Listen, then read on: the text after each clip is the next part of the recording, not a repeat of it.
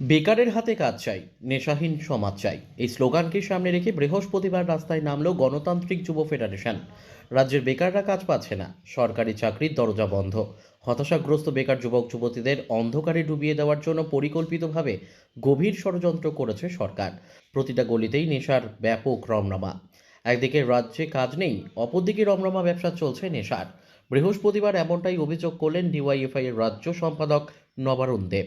এই পরিস্থিতিতে প্রতিবাদ জানিয়ে রাজ্য সরকারের কাছে বেশ কয়েকটি দাবি রেখে আগরতলা শহরের মোটর স্ট্যান্ড এলাকায় এদিন বিক্ষোভ মিছিল ও পথসভা করল ভারতের গণতান্ত্রিক যুব ফেডারেশনের সদর মহকুমা কমিটি। মূলত হচ্ছে আমাদের রাজ্যের বেকাররা কাজ পাচ্ছেন না, সরকারি চাকরির দরজা বন্ধ, বেকাররা হতাশ হচ্ছেন এবং সরকার পরিকল্পিতভাবে হতাশাগ্রস্ত বেকার যুবক যুবতীদের কীভাবে অন্ধকারে ডুবিয়ে দেওয়া যায় তার জন্য একটা গভীর ষড়যন্ত্র করেছেন। গোটা রাজ্যকে নেশায় ডুবিয়ে দিচ্ছেন সরকারি পরিকল্পনায়, শাসক দলের নেতৃত্বে এবং সরকারের নেতৃত্বে লাইসেন্স করা নেশার কারবার আর শাসক দলের নেতৃত্বে লাইসেন্সবিহীন নেশার কারবার চলছে। ভয়ঙ্কর পরিস্থিতি গোটা রাজ্যে, প্রতিটা গলিতে নেশার ব্যাপক রমরমা।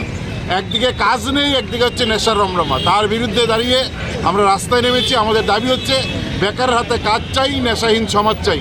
এই স্লোগান নিয়ে আমরা রাজ্যের নানা প্রান্তে, নানা গলিতে, রাজপথে আমরা মিছিলে সামিল হচ্ছি।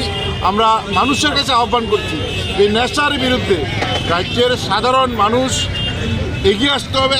সমাজটা ধ্বংস করে দিচ্ছেন, এই সমাজটা রক্ষার জন্য সামাজিক দায়বদ্ধতা থেকে সমাজের সকল অংশের মানুষকে এগিয়ে আসার আহ্বান আমরা জানাচ্ছি ডিওয়াইএফ এর পক্ষ থেকে। Bureau report, news daily Bharat.